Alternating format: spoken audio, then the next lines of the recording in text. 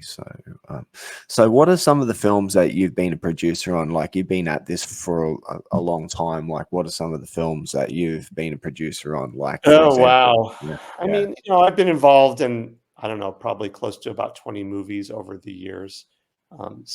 Everyone in a little different capacity, I would say. Some more financing, some more, on set producing, some more in a little bit packaging. I mean, I've been involved in a lot of different films, some as low as under $500,000, and I've been involved in some that have been much, much bigger, some more in the development stage, some more in the, production stage. I would say that if I had to pick one film that was probably most meaningful to me, it was probably being involved in producing and kind of seeing from beginning to end the movie Killer Joe that was directed by Billy Friedkin. That was just quite an experience. It was an incredible, wild year and a half of my life, but it was, it was quite a ride. So if there was one film that stands out, that's probably it. But every film that I've been involved in some way, you learn and you try to use your experience to help build your career and lead you. William Friedkin, man, like, what, The Exorcist, The French Connection, Killer Joe, what he To Live and Die in LA, and he was so good. And that's kind of how how you and I started speaking again. I contacted you straight after he passed away to send my condolences, because I remember. worked with him. Yeah. And so Killer Joe, that was a pretty wild movie. Where did you make that movie? Where was that made? We shot the movie in New Orleans. And a good portion of it was shot on a soundstage at a studio there, and then obviously all around kind of the New Orleans area where we shot exteriors. So yeah.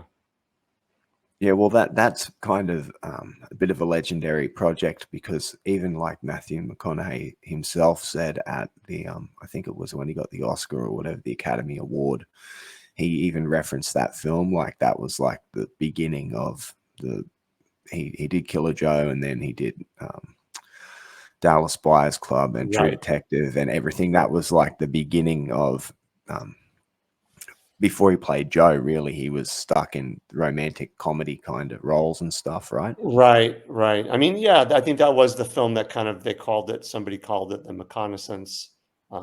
He was an incredible actor. I've never seen somebody work so hard. And he was set on, exploring new creative areas of his creative outlet, his career, his acting. And he did an amazing job. And he was What's he like to work with? Actors I've ever seen. Yeah, he's one of the most dedicated. You enjoyed working with him? Yeah, I mean, he was intense. He worked hard. He worked every weekend to prepare. He was quite dedicated to his work, the role, and rehearsing and preparing. And he was a very serious guy, and he nailed it. I think it was an amazing performance he did. Yeah, it's a chilling performance of his, but it's pretty. Yeah, it is. It's I think it's the only. I think it's not the only, because it happened in the True Detective series and in other roles that he's played since. But I think that was the first role where he kind of scared the audience. Before that, I think it was kind of like his Robert Mitchum Cape Fear type of thing, But That, he was scary in that role, and he really he dug down deep, and he had no inhibition, and he just went for it, and he delivered, and he was great. He was great. And young Emile Hirsch was in that as well, right, with you? Yeah, Emile Hirsch was in it. I think everybody in the cast, quite honestly, really. I think McConaughey motivated everybody else to work just as hard when they saw what he was doing, and think it all came through in the performances. And I mean, it all started with Friedkin, and the way Yeah, like it must. he had respect of everybody. And He was pretty charismatic, right? Like he was a very charismatic type of guy. Friedkin, you mean? Yeah. Oh yeah, he was super charismatic. He was one of the most eloquent and I would say articulate directors I've ever seen work, not just even on the set, but when he was just talking to people and discussing elements of the film and motivating people. He was definitely charismatic at everything he did. Um, Very Yeah. strong personality and a genius.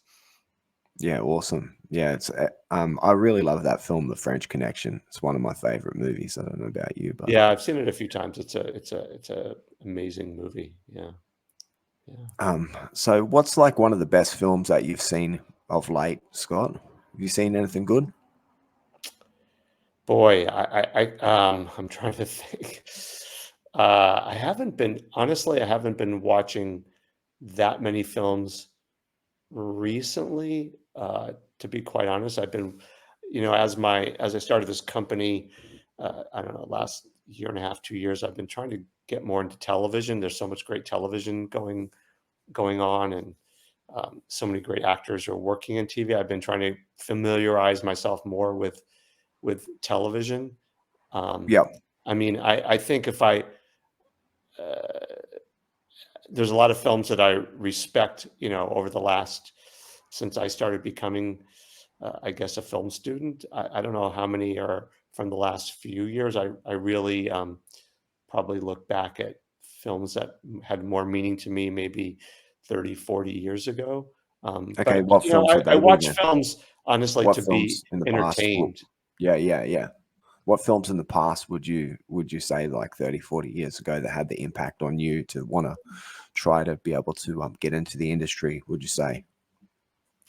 Like, are you into all the I Scorseses mean, and that I type of would stuff? Or I remember when I was in college writing a paper about Apocalypse Now. I always thought that film was just mind-blowing, and I've seen it so many times.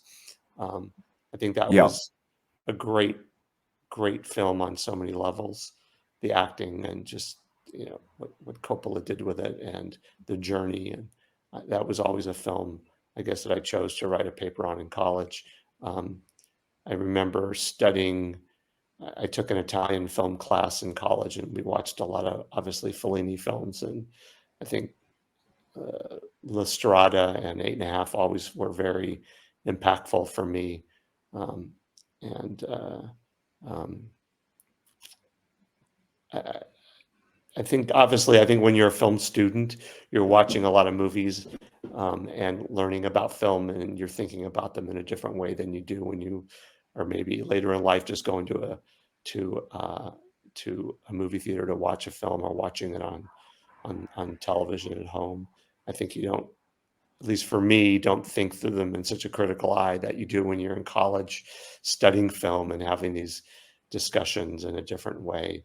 Um, and I mean, there's so many amazing films um, that come out, every year for different reasons, that are uh, that are both entertaining, that are impactful. Maybe it's the person you're watching it with. My son, who's 13, has become a film aficionado, and sometimes films I just watch with him that's um, awesome, man. become, you know, my son loves La La Land, and we've Oh, watched it cool. many times together, and I've learned to appreciate it because I see it through his eyes, in a different way. So, um, Yeah, that's cool. Yeah, I've spoken to you about this before in the past about when it comes to filmmaking and being involved in the industry and watching stuff and how it's important that all the production stuff has to be done right because it's hard to once you've been working in production and everything, it's hard to enjoy something when you can see like the stitches, where you can see like the seams yeah, and everything. yeah. I mean, that part of it, honestly, I don't. When I'm watching a movie, I just watch the movie. I don't think about all the Yeah, production yeah, stuff. It's not my area of interest or expertise is the production side of it. I try to just watch a movie and enjoy it. Yeah. I don't really think about all that. Obviously, maybe if it's a big, I don't know, visual effects movie, and that might be a little different for me. That's probably not my type of movie that personally that I really, I would say, get pulled into.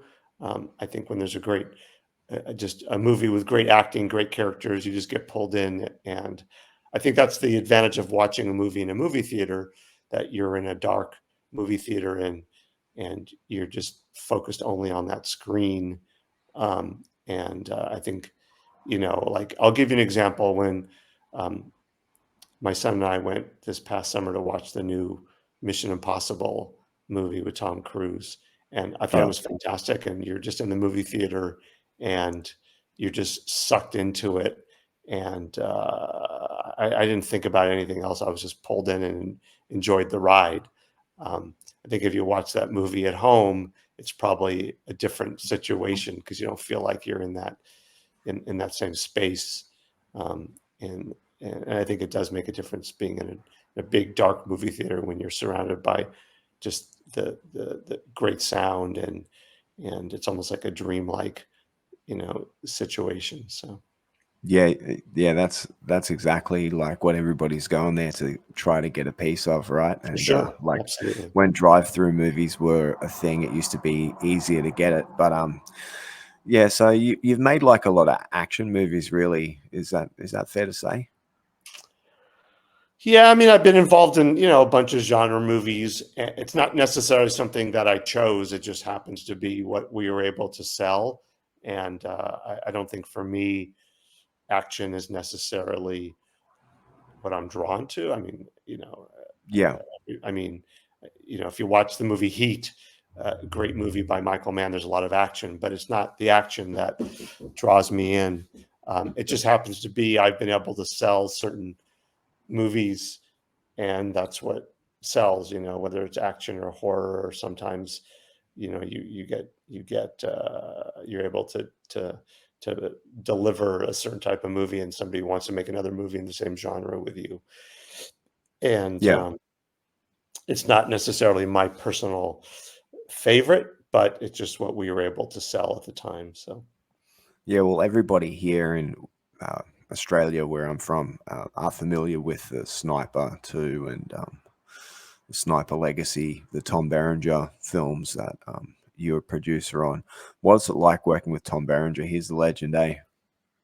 That guy. I mean, yeah, Tom's had a time in his career where he was definitely a huge leading man, and I think that's an iconic role for him that he developed and executed so well. And I think he's probably as known for those roles as any other roles that he's performed. Um, and he happened to be great for those roles because he happens to be somebody who really respects the Marines and the military, and it's part of who he is, I think, in his personal life. And I think those roles were meaningful for him. And he's an amazing actor as well, and um, he's definitely iconic for that role, or in those movies. Uh, and He's couldn't been at say. it for a long time too, eh? Like it's like um, in the '90s and in the 2000s, and he was playing the sniper character. But like I think he Dogs of War, that must have been like the late '70s or something like that, maybe '79 or '80 or something, with Christopher Walken. The Yeah, I that mean, when film. he was a young actor, he was Yeah, quite he's doing astonishing. those, but he was doing the same type of roles like back in those days and stuff. So yeah, he's been at it Yeah, for a long yeah, yeah, time. definitely. I don't know. I haven't been in touch with him in a while, quite honestly. It's been a few years.